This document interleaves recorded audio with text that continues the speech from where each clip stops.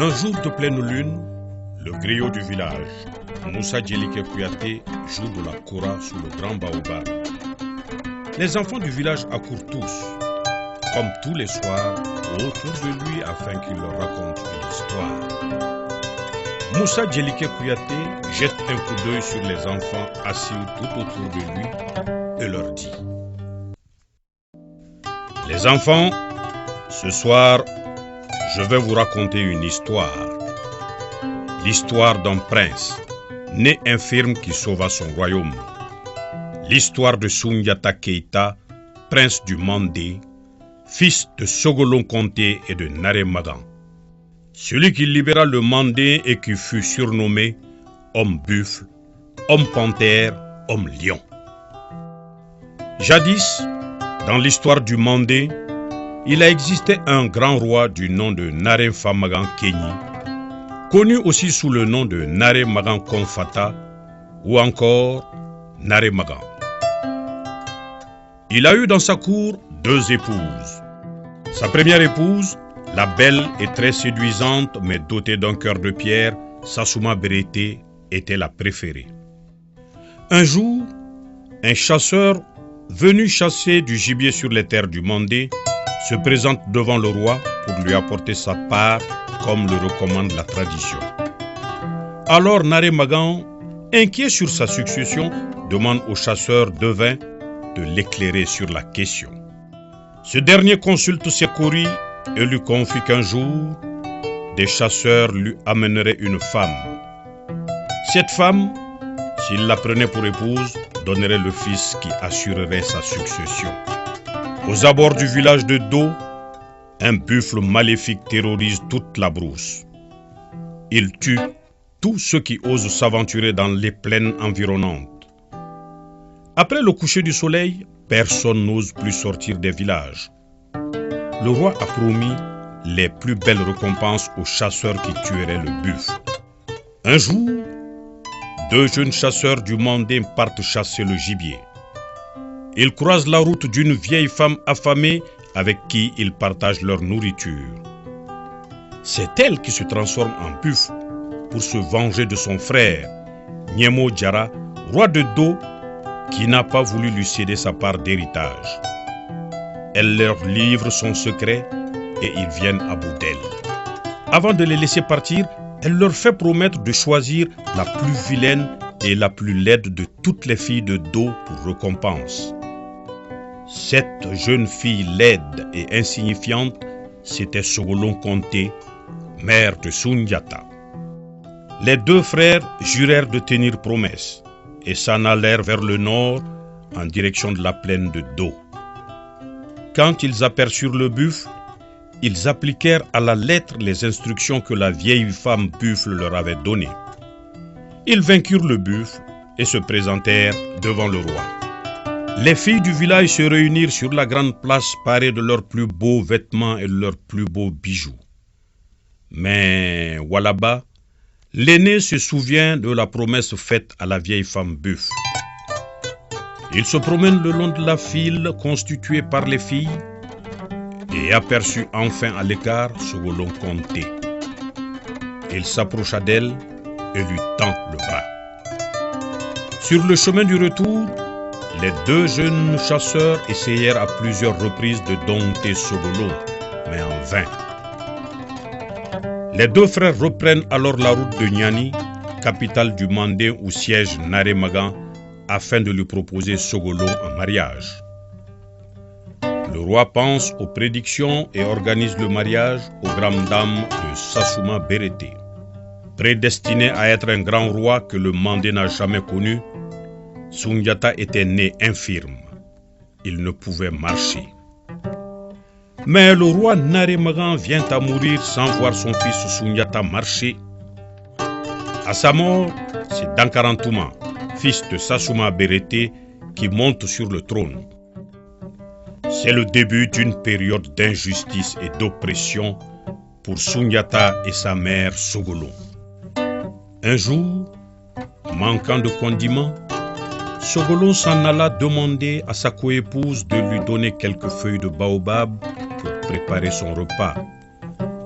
L'impitoyable Sassouma refuse et l'humilie devant toute la cour. Alors Soundiata, voyant sa mère humiliée en pleurs, décide de marcher. Il demande à son griot attitré, Bala Fasike Kouyaté, que lui a adjoint son défunt père, de lui apporter une canne pour l'aider à se lever. Aucune des cannes apportées ne résiste à son poids et à sa force. Tous se brisent. Après plusieurs tentatives infructueuses, sa mère lui apporte une canne taillée dans du bois de Soun-Soun. Soundiata, déterminé, se saisit de la canne d'une seule main et se hisse difficilement, mais arrive à se tenir sur ses jambes. Il met alors un pied devant l'autre. Un pas suit un autre pas, et sans prononcer un mot, il va arracher un baobab entier pour venir le planter devant la cour de sa mère Sogolon. Soundiata vient de montrer son nouveau visage au Mandé. Désormais, il ne subira plus. Un homme fort est né. Son initiation commence par la circoncision. Ensuite, il est admis dans la communauté des Donso, chasseurs mystiques du Mandé. Il s'initie au secret de la sorcellerie et de la magie et devient Simbo ou maître chasseur. Il devient de plus en plus fort. Il va d'exploit en exploit. Le peuple commence à se rappeler la prédiction des sorciers du vivant de son père. Un jour, pendant sa partie de chasse, Soundiata rencontre une jeune fille du nom de Finta. Il lui sauve la vie en tuant le lion qui s'apprêtait à la dévorer. Les deux lient une amitié et cultivent un amour réciproque. Son demi-frère Dankarantouma, craignant une convoitise de son trône par Soundiata, va entrer en alliance avec le roi des Soso, le très puissant et impitoyable Soumangouroun Kanté, qui gardait un œil sur l'or du Mandé. Pour consolider cette alliance, Dankarantouma donne sa sœur, la belle et séduisante Nana Triban, en mariage à Soumangouroun Kanté, roi des Soso. Il l'envoie en compagnie de Bala Faseke, griot attitré de Soundiata. Quand Soundiata apprend la nouvelle, il est fou de rage. Il s'ensuit une discussion très virulente entre les deux frères. Soundiata traite Dankarantouma de traître et de vendu. À la suite de cette altercation, Soundiata quitte le Mandé avec ceux qu'il pense être les plus proches de lui. Sa mère Sogolon, ses frères Namboukari, Mandé Mouri et sa sœur Sogolon Kanko. Il promet au Mandé de revenir afin de rendre le pays au vrai fils du Mandé. L'exil les conduira de pays en pays, car personne ne veut les garder assez longtemps pour ne pas s'attirer la rage du roi Dankarantouma ou de son allié Soumangouroun. Ils sont accueillis à Mema comme des héros pour y avoir sauvé la vie de l'unique héritier du trône du nom de Kamalin Kende. Ils s'établissent finalement à Mema, au nord de l'actuel Ségou. L'intrépide et impitoyable Soumangouroun. Pendant ce temps, Soumangouroun, fort de ses pouvoirs magiques et grand sorcier, chasseur lui aussi, ambitionne de reconquérir tout l'empire du Ghana.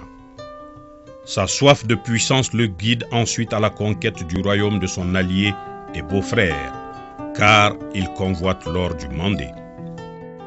En annexant le Mandé, il s'approprie l'objet de sa convoitise, l'or.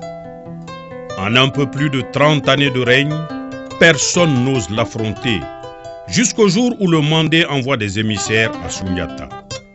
Son demi-frère Dankarantouma a fui le royaume sous la pression de Soumangouroun Kanté, son beau-frère et allié de jadis.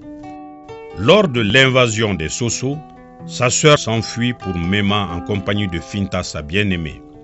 Dans leur fuite, Finta est violée et exécutée par Baladjan Kanté, fils et général de Soumangouroun en charge de l'invasion du Mandé. Le lendemain de l'arrivée des émissaires du Mandé, la mère de Soundiata, Sogolon Kanté, décède.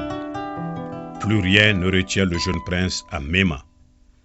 Face à Soumangouroun, désormais se dresse un jeune prince du Mandé. Soundiata déterminé à reconquérir le royaume de ses ancêtres. Les prophéties sont prêtes de se réaliser. Les premiers affrontements entre les deux géants sont sanglants. Déjà sur la route du retour, accompagné de ses deux frères Namboukari et Mandemori, de sa sœur Kolonkan et des guerriers de Mema ou du Ouagadou, Soundiata livre sa première bataille contre des troupes de Soumangouroum dirigées par Baladjan Kanté. Il remporte ainsi sa première victoire à Tabon.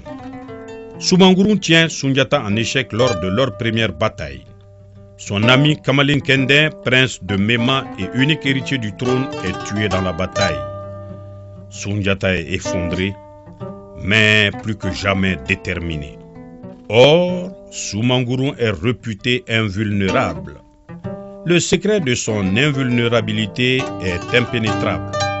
Il détient des pouvoirs mystiques, magiques, hors du commun. Mais son invulnérabilité ne résistera pas à la ruse féminine. Il n'a su se contenir face au charme de la belle et gracieuse Nana Triban, demi-sœur de Soundiata. Elle lui soutire le secret de son invulnérabilité, la source de ses pouvoirs magiques, l'ergot de coq blanc. Soundiata, un nouveau roi pour le Mandé. Dans sa conquête du Mandé, Soundiata est rejoint par d'autres rois opprimés par Soumangouroum. Par ailleurs, deux rencontres vont changer le cours de l'histoire. D'abord, sa demi-sœur Nana Triban, qui a pu s'évader du royaume des Sosso, vient lui apporter le secret de l'invulnérabilité de Soumangouroum. Ensuite, Fakoli Koroma, neveu et ancien général en chef des troupes de Soumangouroum. Ce dernier nourrit de forts ressentiments à l'encontre de Soumangouroum, qui lui a pris sa femme et a brisé le pacte de sang en attaquant le royaume de son père.